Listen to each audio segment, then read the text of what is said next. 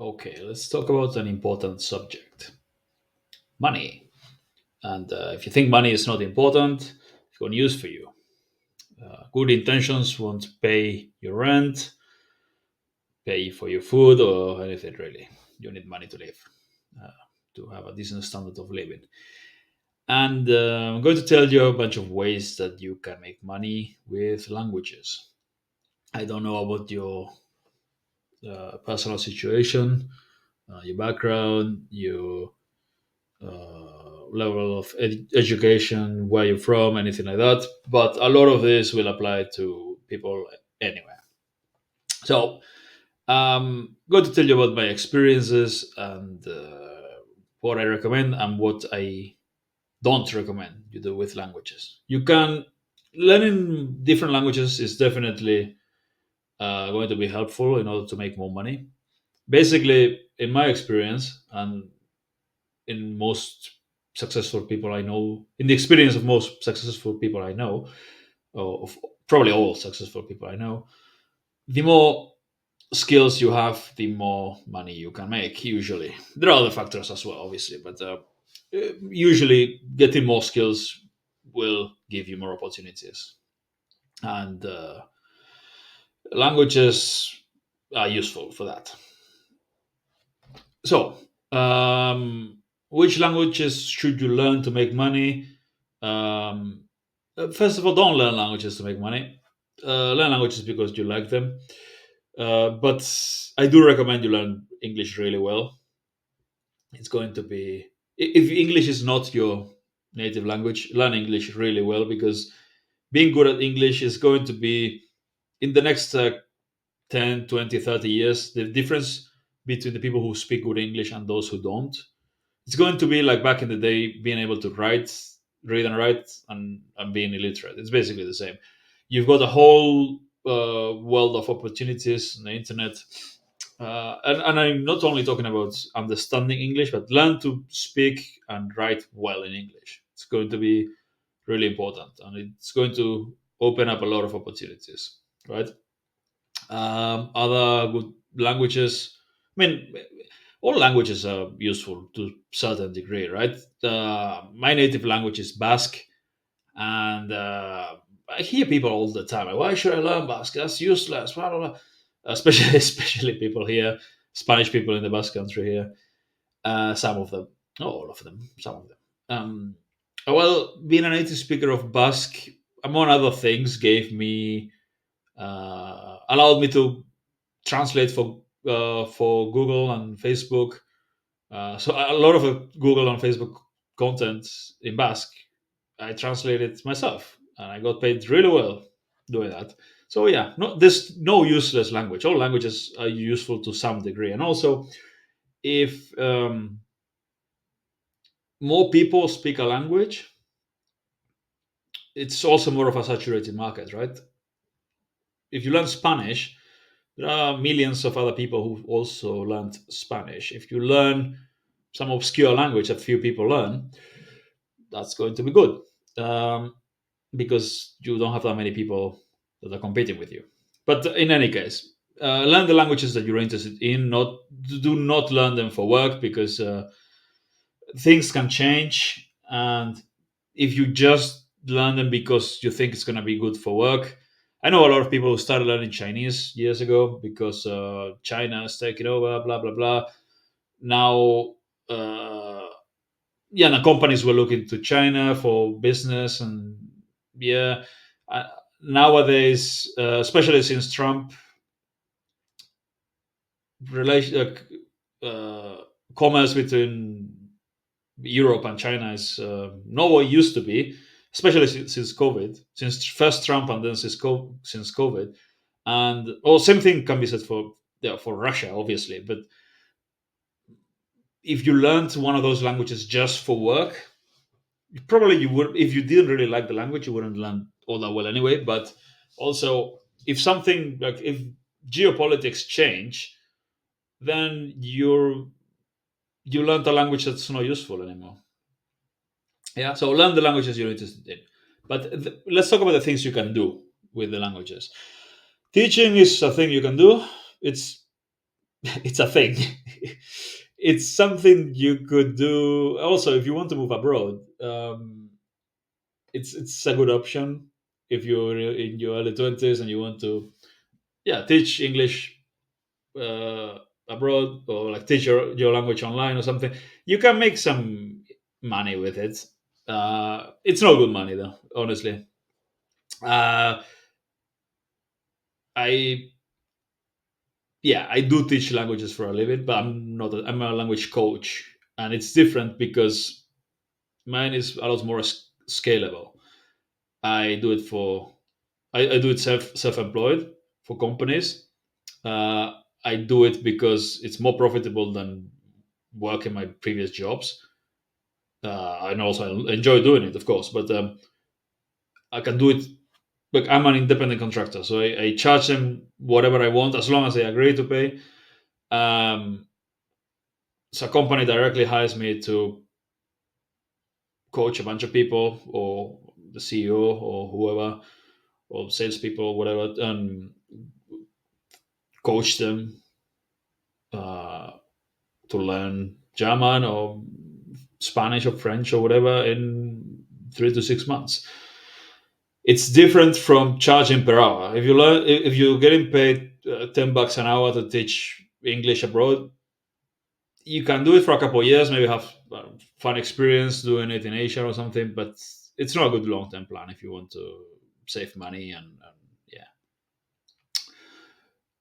translation and interpreting. I've got a few things to say about this as well, because I've got a master's degree in translation. Translation and interpreting are not the same thing, by the way. Translation is text. Interpreting is um, the verbal one. So, like, whenever you see politicians speaking, uh, you see, I don't know, Putin there, and like, and then there's like you hear some dude's voice translated in live. That's interpreting. Uh, Translation is texts. So what I did was translation, and how much they pay you depends on the language. So the rarer the language combination, the more they'll pay you, and you can get paid really well. But it's also a lot. It's like coding. It's a lot of work in front of a computer, and you have to be really good. Unless you can write really well, you can do that. Yeah, it's not like you can learn some get conversational language and translate. No, because you need to write well, really well, and because often it's technical texts and things like that as well. Another thing, the main problem with translation, apart from being really boring, interpreting is different. And I honestly have never done it, and I can't really tell. Looks more fun, and I don't know. Also, I don't know about this, but at least translation looks like AI is taking over translation of text. So the amount of jobs there is gonna be getting, yeah, it's gonna be taking a hit. The whole translation industry, and probably the same thing can be said for interpreting with the new AI tools and stuff. The next one is something I introduced almost like as a joke, because don't even think about it. And I know this is a YouTube channel and it's a monetized YouTube channel, and I make money off it, and yeah, but it shouldn't be your A. Like, if your A game, if your plan A is to make money with a blog or a YouTube channel, yeah, you need a better plan. This is something that you can do on the side for fun and eventually maybe make some money of it. And some people make it big, but this is like your plan. Like, your main game plan in life shouldn't be to be a professional athlete or anything like that, unless you're already really good and you're already like in the right path to on the right path to do that. But for the most part, it's something that you can try on the side for fun, but don't expect to do this for a living. There are very, very if 1,000 people try this, maybe five manage to do it successfully. At least make enough money with it to live. Yeah, this is like my YouTube channel is monetized, and I make some. Honestly, I make more money with it than I thought I would, but it's not my main source of income. It will never be my main source of income if I didn't if I didn't uh, do consulting, coaching, and consulting for businesses. I wouldn't be. Yeah, I, I would be working a job, not doing this. Tourism and hospitality. This one's. There are lots of opportunities here. This is something I am also familiar with. I've worked in hotels before and in restaurants. Yeah, it's not the best kind of work for the most part, because you. But speaking languages will give you more opportunities. So if you want to work in a hotels, restaurants, also like as a tour guide, they're not the best jobs, honestly. At least it's not for me, because yeah, it's kind of well, tour guide is different. Tour guide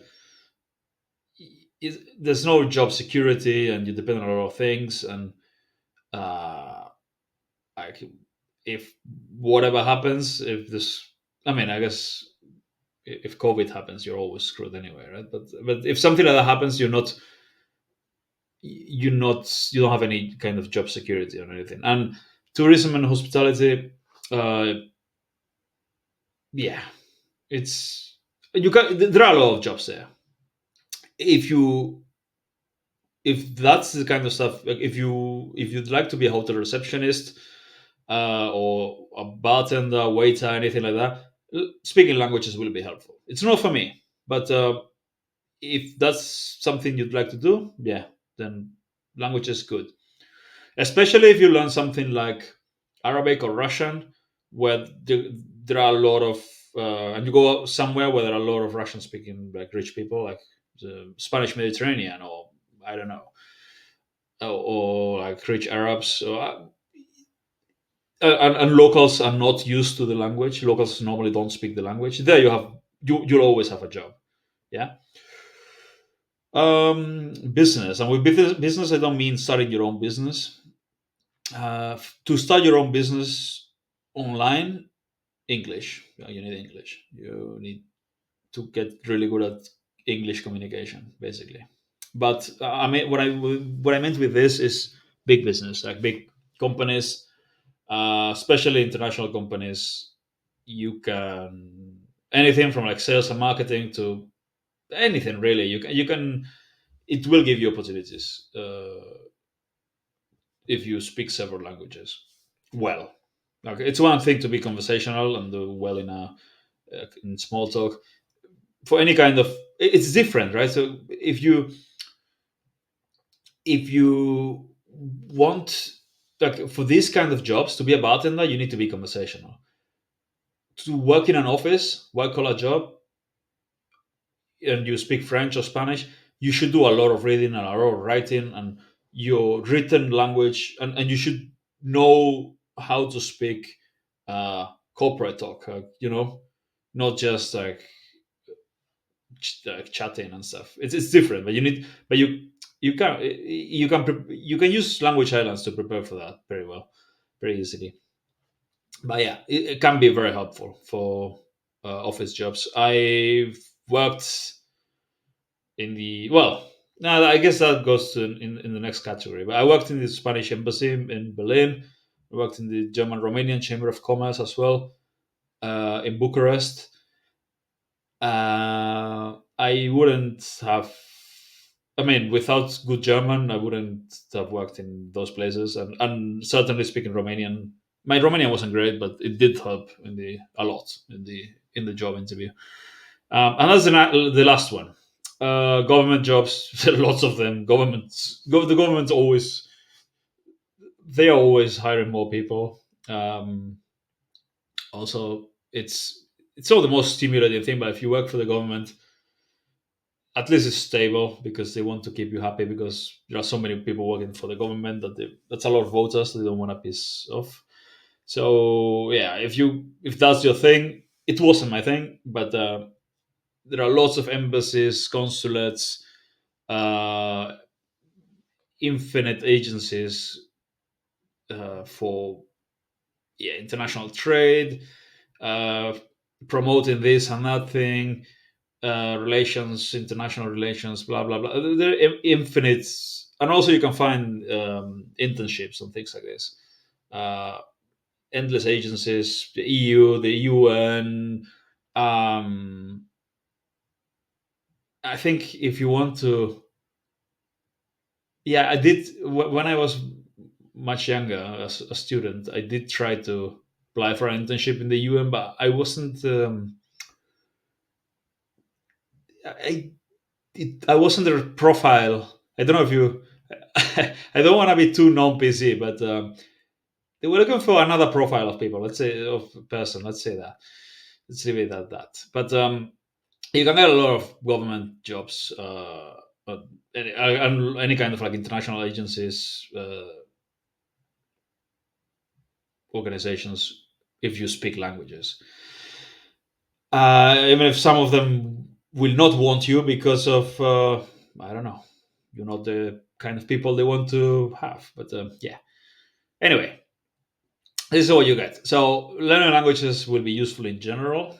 What I recommend is, if you want languages for work, instead of speaking 10 of them, more or less, get really good at one or two.